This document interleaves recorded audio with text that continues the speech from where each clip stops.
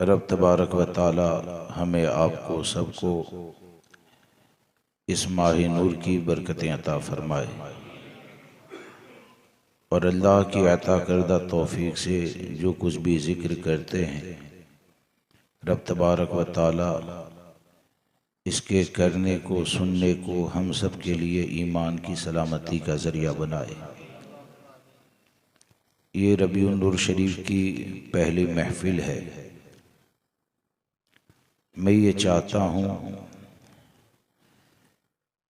कि आक़ाए करीम सल्लल्लाहु ताला अलैहि वसल्लम के ज़िक्र से हासिल होने वाली जो बरकतें हैं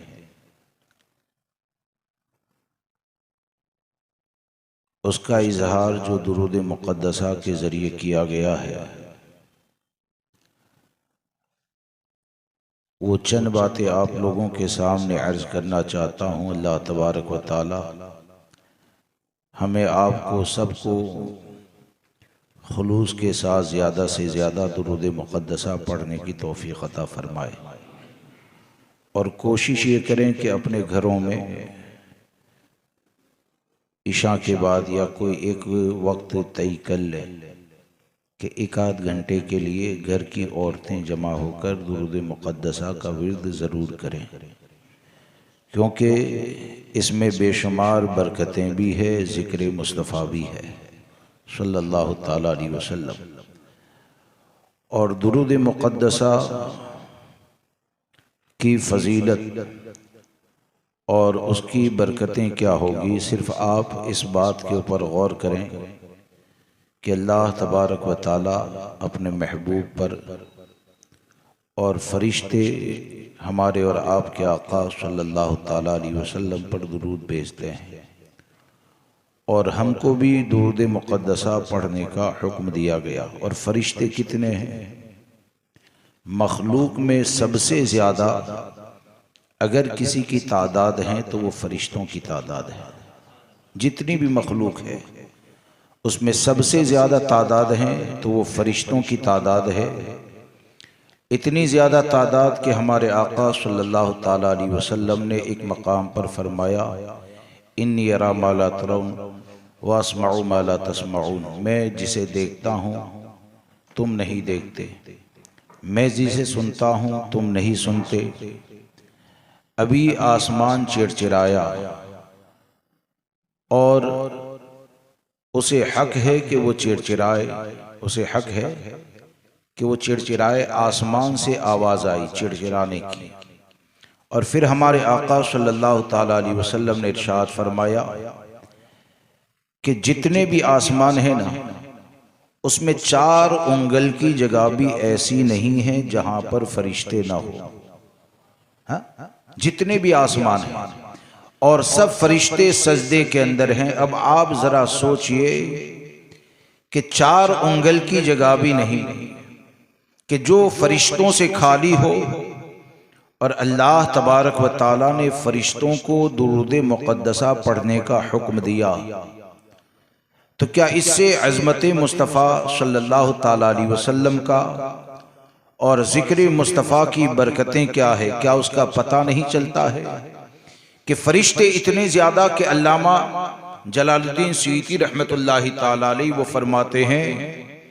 कि आसमान से जब बारिश होती है ना तो हर कतरे के साथ फरिश्ता होता है। आसमान से जब बारिश होती है हर कतरे के साथ फरिश्ता होता है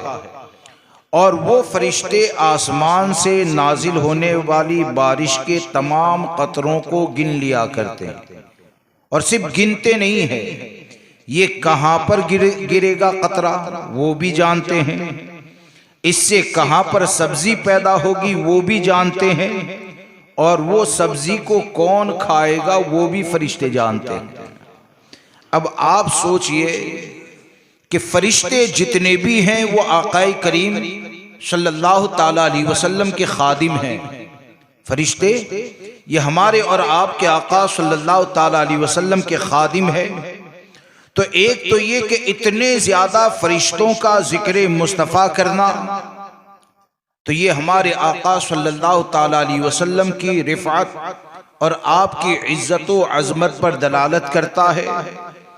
और दूसरी बात यह कि जब खादिम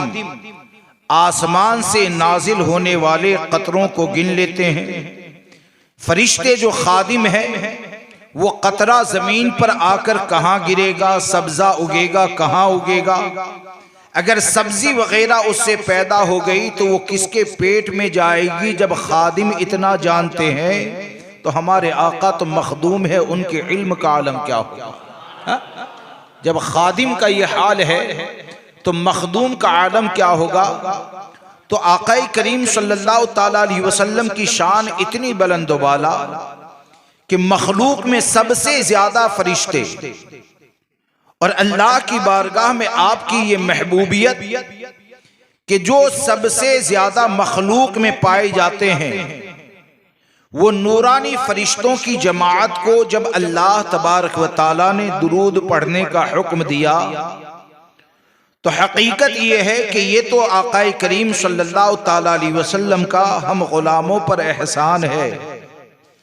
कि हमको दुरूद पढ़ने के बारे में बताया भी, और सिर्फ न के बताया बल्कि हमारे आका ने हमारे ऊपर करम ये फरमाया कि हमको ये भी बताया गया कि अगर दुरूद पढ़ोगे तो अल्लाह तबारक व ताला उसके बदले 10 रहमतें अता फरमाएगा, 10 दर्जे बुलंद किए जाएंगे, गुनाह माफ किए जाएंगे, और न जाने कितनी ज्यादा इसकी बरकतें हैं। यहां तक कि ये आका करीम सल्लल्लाहु ताला अलैहि वसल्लम के जिक्र की बुलंदी है और ये आपके जिक्र की अजमत है कि मौलाए कायनात हजरत अली करमल्लाहु ताला वजहुल करीम से ये रिवायत है कि जुमा की रात या जुमा के दिन में कोई बंदे मोमिन अगर दुरूद शरीफ पढ़ता है तो फरिश्तों की एक खास जमात जो है वो इसी शब में और दिन में उतरती है। किस लिए? दुरूद शरीफ जो बंदा पढ़ता है ना, उसको लिखने के लिए उतरती है। और लिखा कैसे जाता है? मौलाए कायनात फरमाते हैं कि फरिश्तों के हाथ में सोने का कलम होता है, सोने का कलम होता है, चांदी की दवात होती है और नूर का कागज होता है। तो आप नहीं समझे, सोने का कलम होना, चांदी की दवात होना और नूर का कागज होना। तो ये सोने का कलम, चांदी की दवात, नूर का कागज, ये किस चीज को लिखने के लिए है? ये जिक्र मुस्तफा को लिखने के लिए है। तो इससे ये समझ में आता है कि अल्लाह तबारक व ताला ने आकाए करीम सल्लल्लाहु ताला अलैहि वसल्लम को इतनी अज़मतें अता फरमाई है। तो अगर हम कसरत से ज्यादा अगर दुरूद शरीफ पढ़ते हैं तो यकीनन ये हमारे लिए नजात का जरिया है, हमारे लिए बख्शिश का जरिया है। इसलिए हमको दुरूद मुबारका पढ़ने की कसरत से आदत बनानी चाहिए, ज्यादा पढ़ना चाहिए। और बिलखुसूस इस माह मुबारक में तो ज्यादा से ज्यादा दुरूद शरीफ पढ़ना चाहिए। क्यों? कि इसकी बरकतों के हवाले से उलमा ने इतना कुछ लिखा कि आप दुनिया के अगर फायदे हासिल करना चाहते हैं, हालांकि बुजुर्गों ने लिखा कि दुरूद मुक़द्दसा पढ़ते वक्त, यानी जो आशिकों का मामला होता है ना, तो उनके लिए तो इतना काफी है कि अल्लाह तबारक व ताला ने अपने महबूब पर दुरूद पढ़ने का हुक्म दिया। लेकिन ये कि जो दुनिया के फायदे हासिल करना चाहते हैं तो 2 तबके बुजुर्गान दीन फरमाते हैं। एक तो वो है कि जिनको तरगीब इसलिए दिलाई गई कि वो दुनिया के फवाइद को हासिल करने ही की नीयत से जिक्र मुस्तफा की आदत बनाए, और एक वो है जो जिक्र मुस्तफा करते हैं, दुरूद मुक़द्दसा कसरत से पढ़ते हैं। तो मकसद ये होता है कि आखिरत में हमको फायदा हासिल हो जाए, सरकार सल्लल्लाहु ताला अलैहि वसल्लम हमसे राजी हो जाए। बहरकैफ उलमा ने ये लिखा कि दुरूद मुक़द्दसा ये ऐसा वजीफा है कि एक बंदे मोमिन अगर उसको कसरत से ज्यादा पढ़ता रहे, तिलावत करता रहे, तो दुनिया और आखिरत यानी दोनों जहां की तुमको जो जरूरतें हैं ना, तो वो जिक्र मुस्तफा के जरिए तुम्हारी दुनिया की जरूरत भी पूरी कर दी जाती है और इंशाअल्लाह आखिरत की जरूरतों को भी पूरा कर दिया जाएगा। आखिरत की ज़रूरतों को भी पूरा कर दिया जाएगा। बल्कि दुरूद मुक़द्दसा के हवाले से हमारे बुजुर्गों ने हमको ये भी बताया कि अगर तुम ऐसे पुरफितन दौर में आ जाओ कि जिस वक्त वैसे भी पढ़ना चाहिए, लेकिन बताया कि ऐसा पुरफितन दौर हो कि जल्दी पीर कामिल नजर ना आता हो, तो पीर का मकसद क्या होता है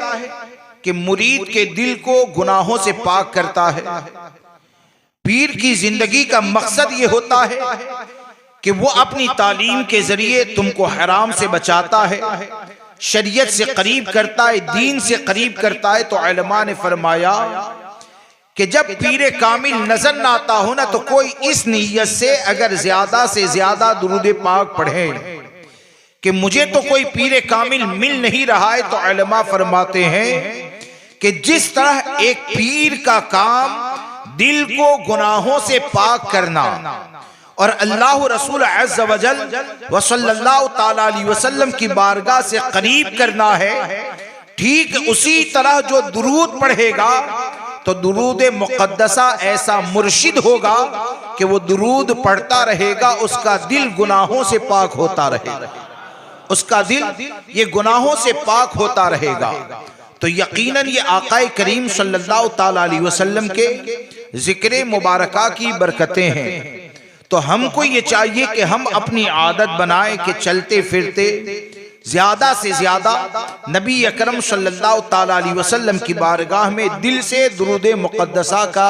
विर्द करें कि ये दुरूद भी है और जिक्र मुस्तफ़ा भी है, और दोनों बरकतें इंशाअल्लाह उसके जरिए अल्लाह तबारक व तआला अता फरमाएगा।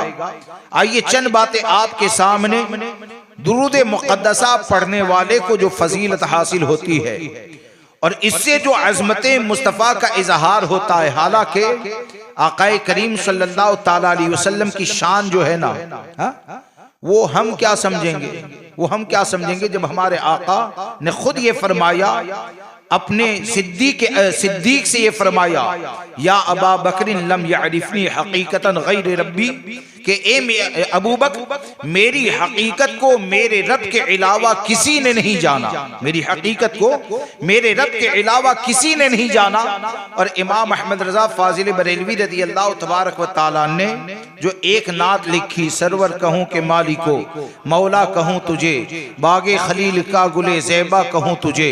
और ये लिखते लिखते आपकी तारीफ में लिखते लिखते इमाम अहमद रजा का कलम आखिर में क्या कहता है, लेकिन रजा ने खत्म सुखन इस पे कर दिया, खालिक का बंदा खल्क का आका कहूँ तुझे। तो हम आकाए करीम सल्लल्लाहु तआला अलैहि वसल्लम के मकाम और मर्तबे को कहाँ पहचान पाएंगे। हम इतना जानते हैं कि जो कुछ हमने समझा उसको कुछ समझने की कोशिश करते हैं, बल्कि हकीकत यह है कि उलमा ने ये लिखा कि अल्लाह तबारक व तआला ने जब अपने महबूब सल्लल्लाहु तआला अलैहि वसल्लम के जिक्र को बुलंदी अता फरमाई और कुरान में इस बात का ऐलान फरमा दिया, वरफ़अना लका ज़िक्रक, ए महबूब हमने आपके लिए आपके जिक्र को बुलंद किया। तो उलमा ये कहते हैं कि अब कोई ये चाहता है कि दुनिया में इज्जत पाए, आखिरत में इज्जत पाए, दुनिया और आखिरत में बुलंदी हासिल हो, तो अल्लाह तबारक व तआला ने बुलंदी का मालिक अपने महबूब को बनाया है। इज्जत और बुलंदी का मालिक किसे बनाया? हमारे आका सल्लल्लाहु तआला अलैहि वसल्लम को बनाया है। तो अब कोई इज्जत हासिल करना चाहता है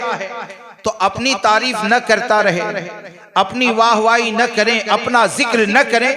वो अगर इज्जत और बुलंदी हासिल करना चाहता है तो बुलंदियों के मालिक तो हमारे आका है। हमारे आका के जिक्र में अपनी जिंदगी को गुजारे, मालिक जिसे चाहे उसे बुलंदी अता फरमाए। हमारे आका ये मालिक है, तो इसलिए ये जिक्र मुस्तफ़ा है। दुरूद पाक ये भी एक तरह से जिक्र मुस्तफ़ा है। तो यकीन जाने जो ईमान के साथ खुलूस के साथ दुरूद मुक़द्दसा पढ़ने की आदत बनाएगा तो इंशाअल्लाह अज़्ज़ा वजल इस जिक्र की बरकतों से अल्लाह दुनिया में भी इज्जतें अता फरमाएगा, कब्र भी रोशन फरमाएगा और मैदान महशर में भी परेशानियों से नजात अता फरमाएगा। एक मर्तबा दिल की गहराई से दुरूद मुक़द्दसा पढ़ लीजिए। अल्लाहुम्मा सल्लि अला सय्यिदिना व मौलाना मुहम्मदिन सल्लल्लाहु तबारक व तआला अलैहि वसल्लम मख्तलफल मलवान व तआक़बल असरान व कर्रल जदीदान वस्तक़ल्लल फुरक़दान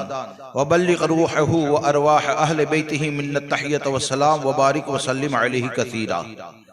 आप देखें कि अल्लाह तबारक व तआला ने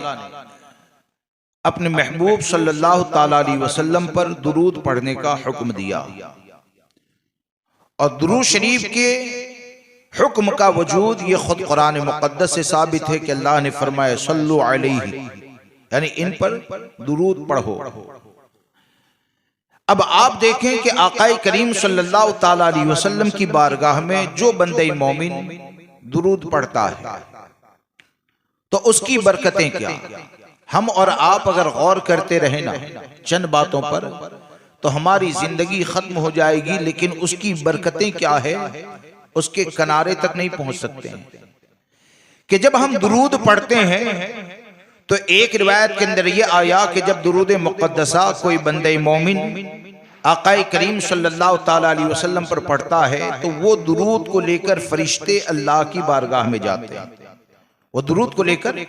फरिश्ते अल्लाह तबारक व ताला की बारगाह में जाते हैं। जब आसमान से गुजर होता है, आसमान से गुजर होता है तो मेरी इस बात को याद रखकर इस बात को सुने कि आसमान में इतने फरिश्ते के 4 उंगल की जगह भी खाली नहीं।